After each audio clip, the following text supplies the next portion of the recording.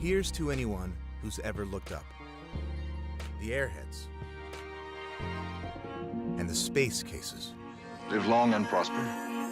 The flight fanatics. The armchair astronauts. And the casually curious.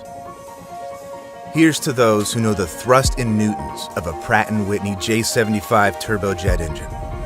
And those who silently ask, what's keeping this thing in the air? Here's to those who can list the name, mission history, and favorite breakfast of every Mercury astronaut. And those who've ever searched for, how does a toilet work in space? Here's to the people who know a P-38 Lightning from a P-51 Mustang. And the people who thought those were the names of cars. Those captivated by the miracle of flight. And those who are just happy to make their flight. So whatever captures your curiosity. We choose to go to the moon. Or propels you to new heights. When it comes to the sky, there's space for all of us.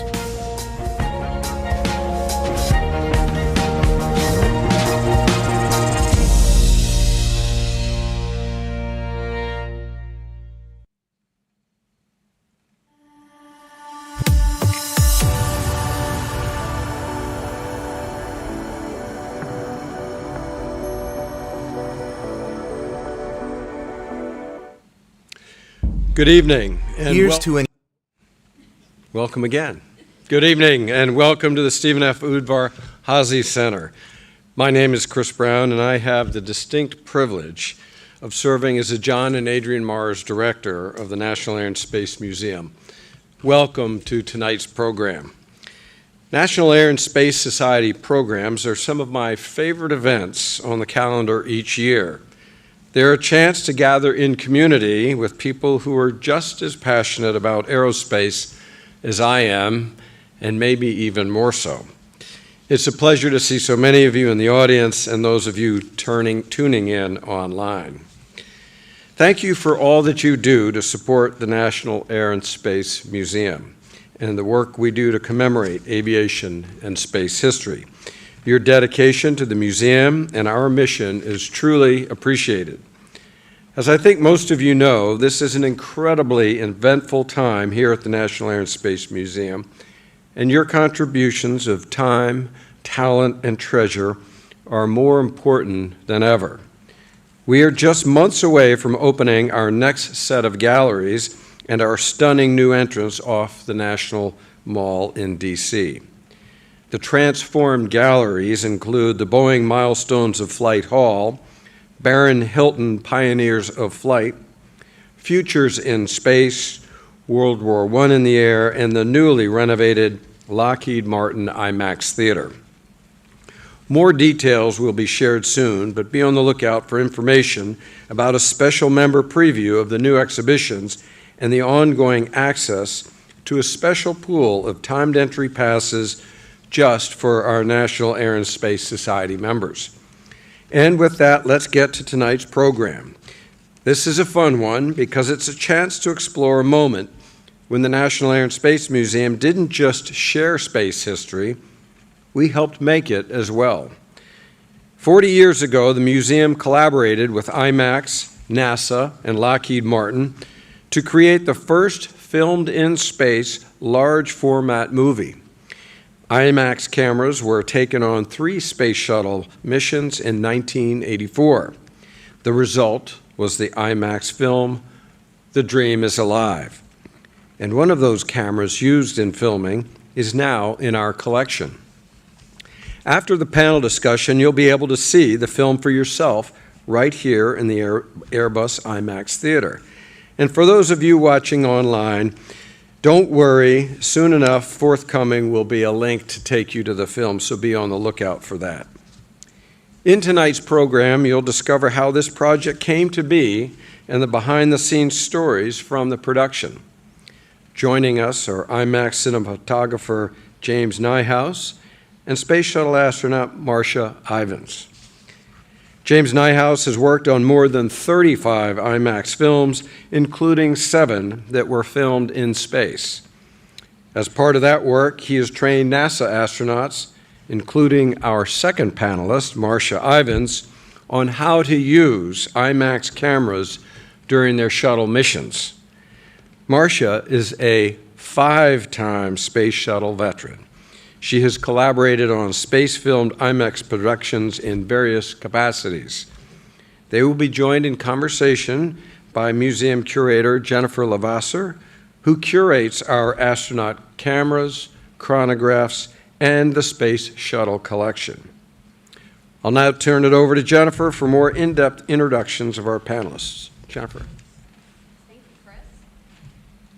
So, tonight we're here to celebrate the 40th anniversary of the first filmed in space IMAX feature, The Dream is Alive. As part of that, we'll hear from our two guests who played key roles in bringing spaceflight down to Earth. And I want to note that you also will be able to meet the IMAX camera and several other artifacts from The Dream is Alive when we open our At Home in Space exhibit at the National Mall building in July 2026. So I'm Dr. Jennifer Levasseur. As Chris mentioned, I am the Space Shuttle curator and also curator for our camera collection. And I want to welcome all of you to our National Air and Space Society Spring Lecture. Thank you to all of you for your contributions to the museum, and thanks to Hilton for supplying the cookies that were in the bags tonight. But please be sure to go and see our Baked in Space one near Discovery. I also want to give a brief shout out to Steve Chaudet from Lockheed Martin, who was involved in the making of the different space films, and Tom Jones, another IMAX veteran who's here in the audience tonight. So let me introduce our panelists. Marsha Ivins was born in Baltimore, so she is local. And just out of college, got a job at the Johnson Space Center working on orbiter displays and controls. She was selected as an astronaut in group number 10 in 1984, nicknamed the Maggots. We'll have to hear about that name in a minute. She flew 5 times, as Chris mentioned, as a mission specialist, twice on Columbia and 3 times on Atlantis. In 2024, she was inducted into the Astronaut Hall of Fame. And I will say, in my 16 years as the museum's camera curator, she is regularly cited by other astronauts as the quintessential astronaut photographer. Cinematographer James Neihouse is a native of Arkansas and was a photographer from an early age. He attended the Brooks School of Photography in Santa Monica, California, and was introduced to IMAX on his first job doing underwater filming. And later, and I find this one most fascinating, was involved in filming the eruption of Mount St. Helens. And he has trained over 150 astronauts to use IMAX cameras for filming. But IMAX films aren't just for viewing here in a theater. They really are an immersive experience like you might find in a museum exhibit. What you see and hear, sometimes feel, is part of their identity as films. The Dream is Alive premiered June 30th, 1985 at the National Air and Space Museum's IMAX Theater. And this being the 40th anniversary, it gives us a chance to look back on what that film changed about how we understand human spaceflight, who works on it and for it, and remembering how powerful these moments are to see on a screen like this. The opening and closing credits will remind us of the partnership required to create these films. The museum's director during the 1976 opening of our National Mall building, Apollo 11 astronaut Michael Collins, had wanted the building to have an IMAX theater, and it actually became only the 6th in the United States. After the building's opening, Collins saw the effect that the film To Fly had on our visitors, and he realized that a film made in space would amplify the storytelling about astronaut life there. He and others lobbied for such a film, and with Lockheed financing it, NASA couldn't resist. So an advisory committee was formed to think about how to make this happen, and that included the director of the museum at the time, Walt Boyne, our associate director, Don Lopez, Steve Chaudet from Lockheed Martin, and folks from IMAX and NASA. And it was not really developed, these films weren't developed as promotional materials for NASA, but really a means for everyone involved in the projects to communicate, educate, and inspire. So during 3 missions in 1984, STS-41C, STS-41D, our favorite here since that was Discovery's first flight, and STS-41G, astronauts used a modified IMAX camera to depict the preparation for and actual experience of living and working in orbit. I would like to have all of you think about this, but I will ask our guests, and I will tell you, the very first time I saw The Dream is Alive on an IMAX theater was in a somewhat unusual place. I grew up in the Midwest, and one of our favorite places to visit in the summer was Cedar Point Amusement Park in Sandusky, Ohio. And so not only was it a great opportunity to get out of the sun and get out of the heat for some air conditioning, it was a really memorable experience, really being immersed in space and feeling that the screen was almost swallowing me up. As a little kid, that's a really powerful experience to have, of course.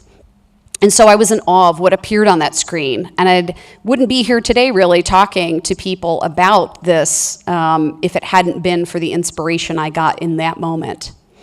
So I'm going to turn to some questions, but the one that I mentioned right off the bat, let's have both of you tell us about your memories of seeing The Dream is Alive for the first time. James. I'm going first. Okay. Well, first off, thank you, and thank you to Chris for having us here to celebrate 40 years of Dream is Alive. I think the first time I saw the film was the final cut of it on a theater screen in Los Angeles, and it didn't have any sound. It was all silent, and it had quite an emotional impact on me. It had quite an impact on my cousin, who I brought along to watch it. He fell asleep halfway through it. So whenever he started snoring, I had to elbow him. But the first time I saw the whole thing was at the theater at the opening in 1985 here in Washington. And I will be a huge disappointment because I don't remember the first time I saw the movie. Well, nothing wrong with that. There are certainly plenty of films I don't remember seeing either. I certainly don't remember. I do actually, I will say, remember the first time I saw a space IMAX movie, and that was Hail Columbia. So Hail Columbia is actually the first space-related IMAX film, but it was not filmed by astronauts. James, you worked as an assistant camera operator in making that film. So what were some of the sort of in between the films, in between Hail Columbia, which came out in 1982, what were some of the challenges about thinking about putting an IMAX camera not only in the hands of astronauts, but also in low Earth orbit?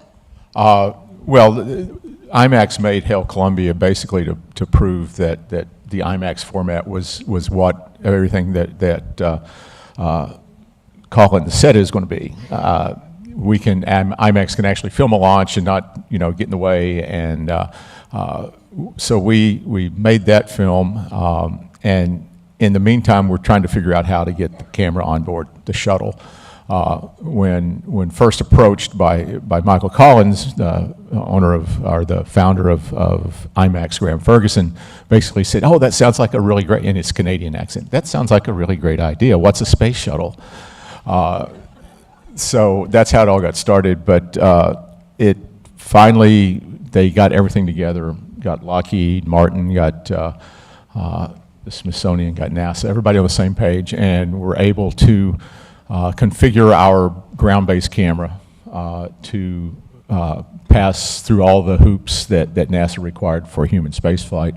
And then we had to train the astronauts how to do it and how to do everything that we do on the ground, but with a lot less people and in zero-G. So it was a bit of a challenge to start out with, but we had some pretty good students. So, Marsha, you are not involved directly in the filming of The Dream is Alive. You were on staff as an astronaut. Tell us a little bit about what you recall of the filming that was happening, if there's anything particular of interest, but also tell us a little bit about when you did get involved with James and the IMAX team, what it was like to train, to think about something you probably hadn't really thought about doing before. So one of the scenes that you'll see in this movie is ejection seat, and you'll see Jim Weatherby, who has a very prominent Adam's apple, gulping before this ejection seat goes. And my maggot class was in training. We were doing water survival training at Homestead Air Force Base in Florida. And part of that training, and the IMAX team with Phyllis Ferguson, was filming this for part of the movie. And one of the things they do in water survival training is throw you off the back of a boat while you're still connected to a parachute with the risers on, and simulating that the things that are supposed to throw the parachute off when you hit salt water don't work. You should not drown, and you should get yourself extracted. And to me, this was probably the most hateful experience I've ever had.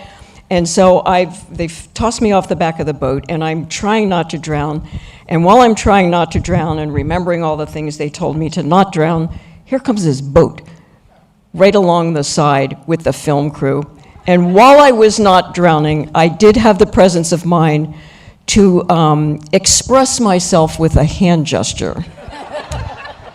And at the end of it, as a drowned rat, Phyllis comes to me and says, well, after all of this was done, she said, we really wanted to put you in the movie, but everything we shot of you was either pathetic or obscene. And a great relationship with IMAX was born that lasted to this day.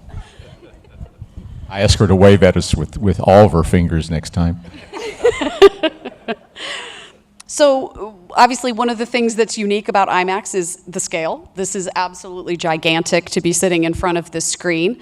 One of the things they're meant to do is really, like I said, immerse people in an environment, convey a sense of actually being in that location. So when you saw the films, the ones that you participated in and The Dream is Alive, does this feel accurate? Does it really represent what that experience is like, and how do you think that works? Sort of, is there something about the filming itself that makes it really work well?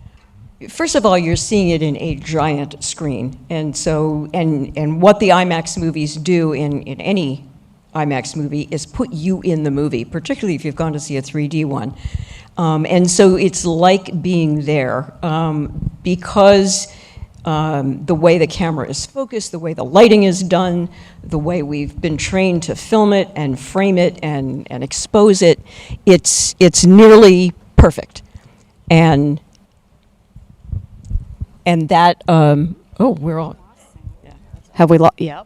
and We've that, got all audio. that is as close as you can come to actually being there in the middle of the movie. Do we have it back? Oh, we have it back. There we are. Okay, yeah. No, I've had astronauts say, yeah, it's almost as good as being there. A couple of them said, yeah, it's better because the music's better and you don't have to worry about dying.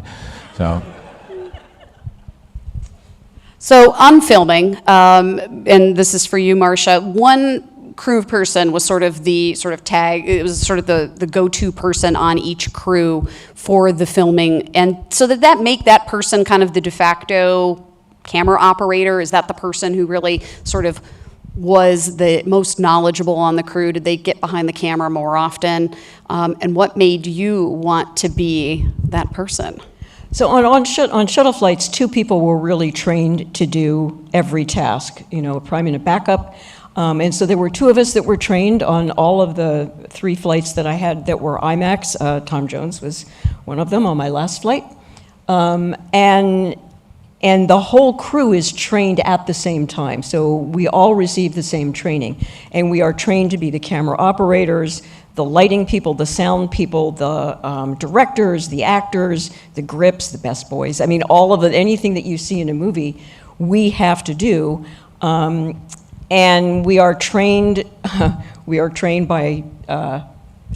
doing it. So basically they hand us the camera and they put us in the mock-up and they say, generate a scene.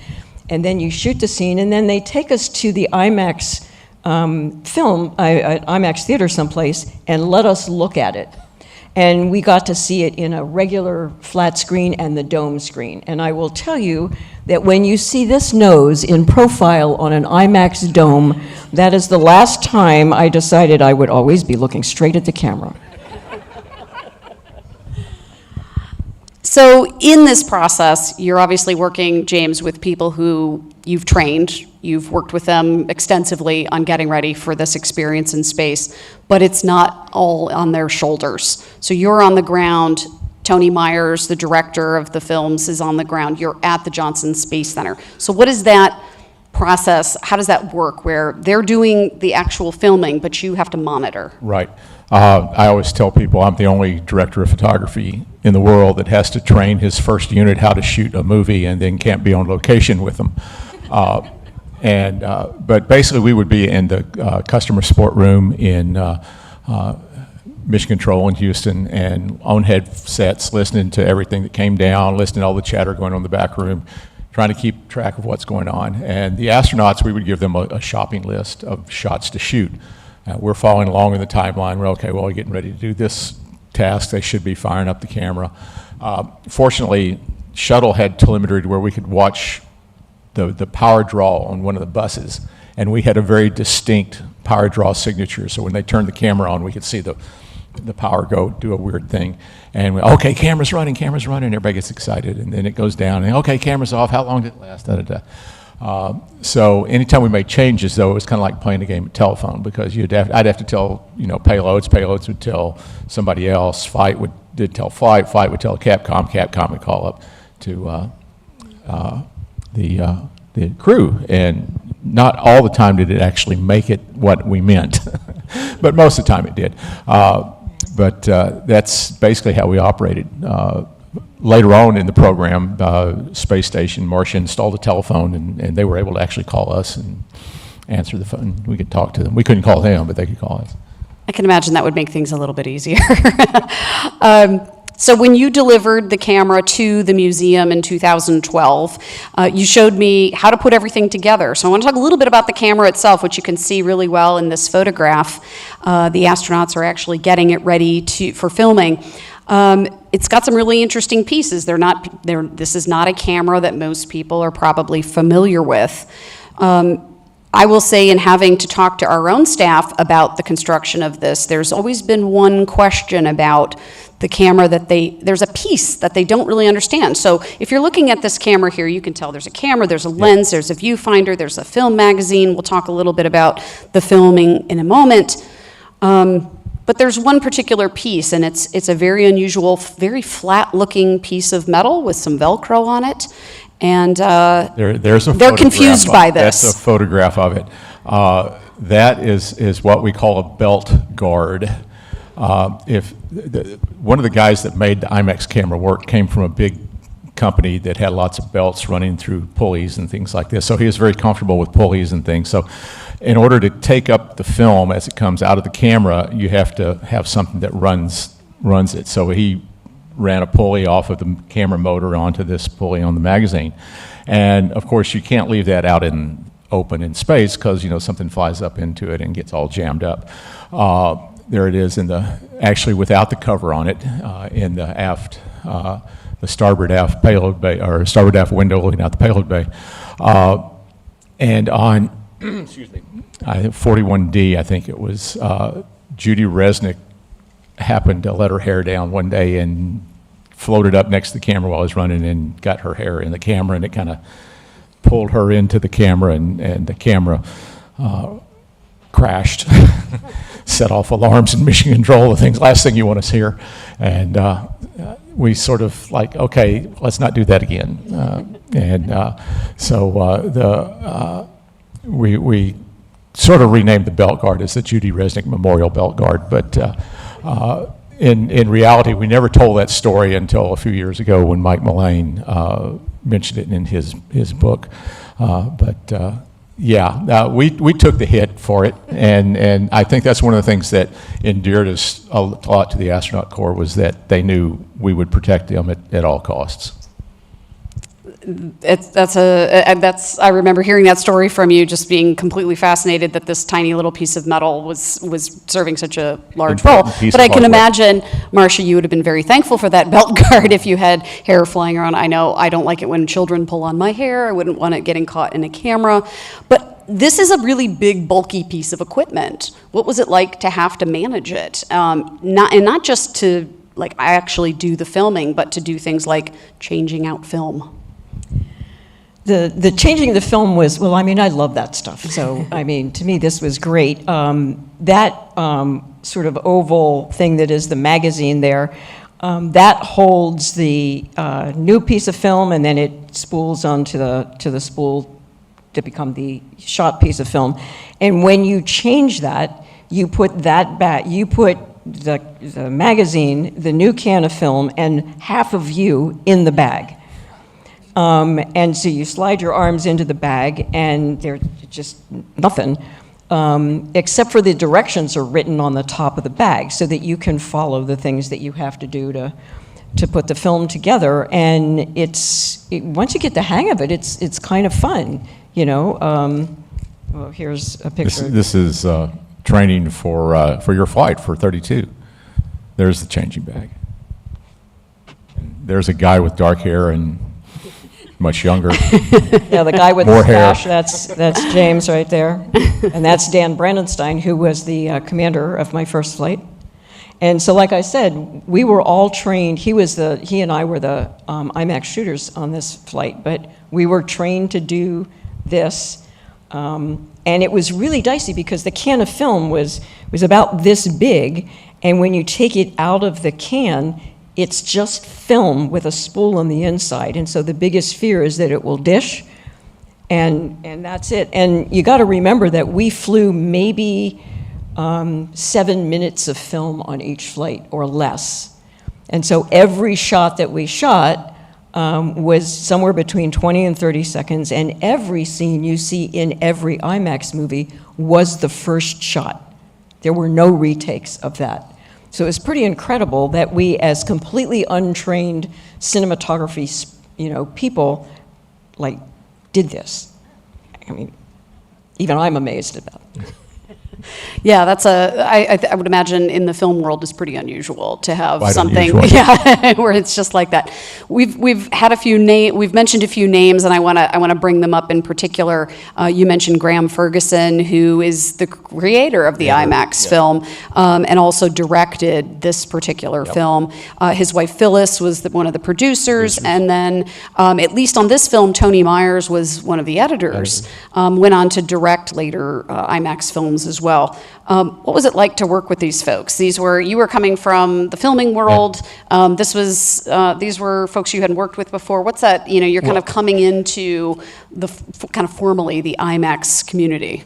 Well, I had worked with Graham right out of film school in Santa Barbara. He came to us with this giant camera and wanted to film underwater with it. We specialized in underwater. And so the housing he had was made for very, very shallow depth. Actually, it wasn't made for underwater at all. It was just a splash housing. And after we cratered that housing, we had to build a new one and make the film for the Reuben Fleet Space Theater in San Diego Dome Theater, all in about 2.5 months. And because they had a hard opening date and hadn't shot any film.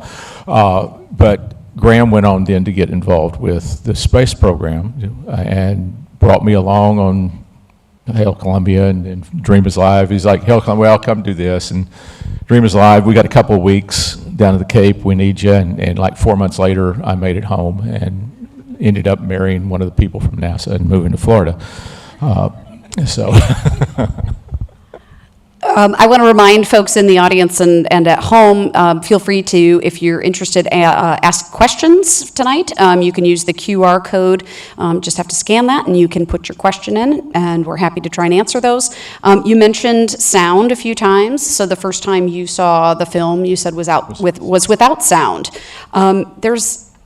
Coming from sort of my world, I've always found it really fascinating that there is a very interesting name attached to IMAX films, the early ones at least, who had a life separate from this, and that's Ben Burtt, who really gained fame in the Star Wars world. He's the creator of the most iconic sounds for those films. Can you explain this connection to me? Because it seems... it's space, I get it, but where does that happen? Ben is always a big aviation enthusiast. Matter of fact, after seeing To Fly, he went home and made a home movie called To Crash. Not many people know that.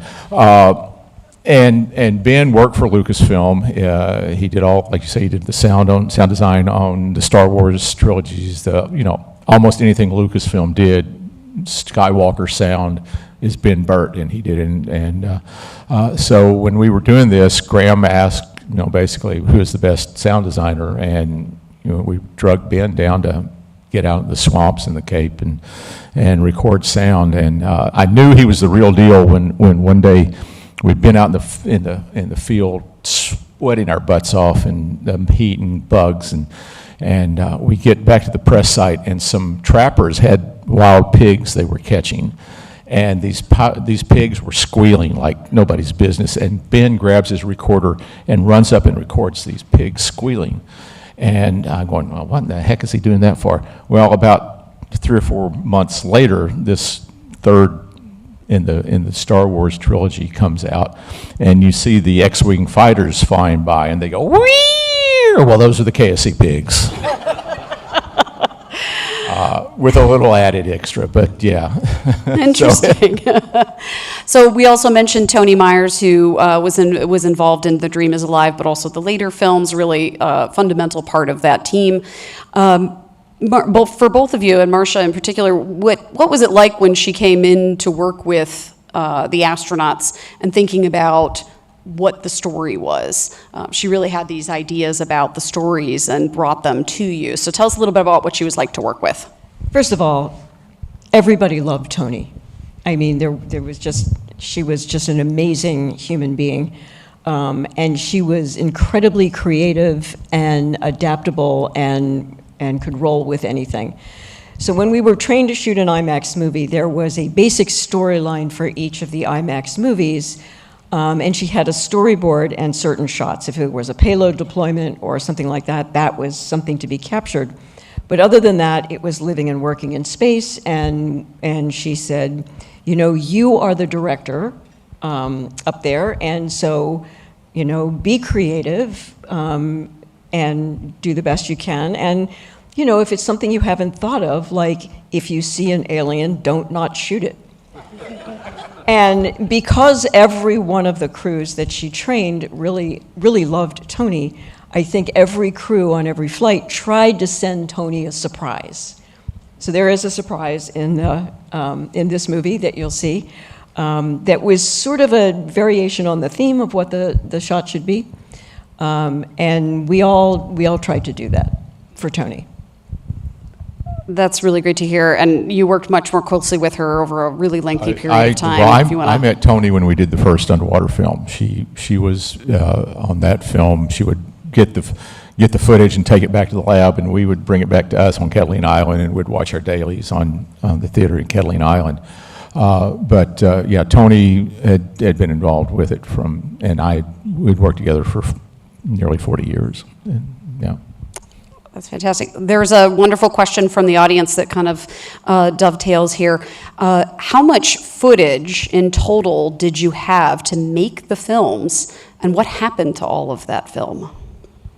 I'm getting that question a lot these days. For Dream is Alive, I know I can say for sure, this is Mike Coates with some film. That's not the way it goes, Mike. It should be in the camera. We had 9 rolls on 41G. I think we had 5 or 6 on 41D and maybe 7 on 41C. So you do that math, it comes up to less than about an hour's worth of footage. And if you know anything about making movies, you know that there's this shooting ratio, and Hollywood, if they get a 50 to 1, 60 to 1 shooting ratio, they're happy. We got something like a 9 to 10, a 90 to 1 to 100, It was almost everything the astronauts shot in space was usable. Now, we may not have used it in Dream is Alive. You'll see a shot from Dream is Alive that was shot during Dream is Alive in A Beautiful Planet, which was our last film. They got used in different places, and the footage it's archived. It is safe. It is put in places that it likes to live in to keep it safe, we try in the process trying to get it all up into the digital realm so that it will be useful for future generations that don't have an IMAX projector. Well, we've got time for this last question, but I think this is a really good one to end on. I'm not going to ask you which of them is your favorite of all of the IMAX films, but Marsha, is there a shot in one of the films that you worked on that's particularly your favorite? Something that you're really excited to see? Well, it's not what you would imagine. I mean, there's a great shot of me actually in the space station movie, but that's not it. On my second flight was a tether flight, and the camera was in the payload bay, and so this was a thing that we couldn't aim. It was positioned in order to get the payload, and the tether was 20 miles of string, essentially, that would be projected right out of the center of the payload bay. And the feeling, there was a concern in the technical community that amount of string would make slack and wrap itself around the shuttle. And so we trained and trained and trained for this, and of course, never expected it to happen. And on game day, it goes out 800 feet and stops, and there's suddenly slack in the tether. And there was a lot of unprofessional screaming on board as we saw that. And as the photographer, I'm trying to capture this for engineering footage, and all of the cameras in the payload bay were looking directly into the sun. So I turned on the IMAX camera for no other reason than to capture the engineering footage of this, which it did beautifully, and Tony used it in a movie. So for me, that's my favorite shot. And I might add that we record sound, and they had sound running while in this whole thing. And when the tether jams, everybody's voice goes up about an octave and a half. Oh, it's coming back! There was some very colorful language that happened when that happened. James, do you have a particularly favorite moment, maybe in The Dream is Alive? Well, I think one of my favorite moments that gives me chills every time I say it, and I'll shudder tonight when I say it again. It's a shot from the flight deck looking through the aft flight deck windows and into the payload bay. You see the Earth sort of in the background, and it's nothing really going on, but you hear some thump, clump, dump, and then somebody on board the shuttle says, "Oh, somebody's kicking the orbiter." And all of a sudden, two heads pop up in the back windows, and it's Kathy Sullivan and David Leesma on a space. They've just come out of the airlock on the spacewalk, and they're waving, "Hi guys, how you doing?" And it gives me chills every time. I think that's one of my favorite. And that was one of those surprise shots. Yeah, that was a surprise shot. It's a favorite of so many. I know you had one last thing you wanted to do before we depart. I do. We've already sort of done this, but not officially. When we send up, if we've got a picture of the magazine somewhere on a camera in space, we might see some of this. We send the film up in cans, and we put labels on the cans as to what ISO it was or whatever, and there's room for notes to take on about what was shot on that particular roll. So this is from 9 rolls of film on 41G. This is all astronaut handwriting on this. These are the tapes that came back from space. We saved them, and I've hung on to this for about 40 years. And it's got notes. The top one says ERBS, which is the Earth Observing Satellite. There you go. And deploy, there's got all sorts of, let me see if I can read, it's got Egypt, it's got Crete, it's got Baja California, it's got all these descriptions, Galapagos Islands, another shot of Baja California, coast of Chile, Andes, so it's got descriptions of a lot of the things that you'll see in the film tonight. But I am giving that to the Smithsonian, hopefully to go with the IMAX camera that they already have. I think that I'm going to test happen. you to see if you still know how to load it. Yeah, absolutely. We really appreciate this. This is a wonderful contribution. Thank you so much. So thank you for all of you joining us. Thank you to Marsha and James for joining me up here on stage. To those folks who are not here with us, you'll be able to watch the film with a link that'll be provided by email. For those of us here in the theater, we're going to take a moment to get everything cleared off here. But at the end of the film, please exit through the doors at the top. Thank you so much for joining us, and please enjoy a special screening of The Dream is Alive.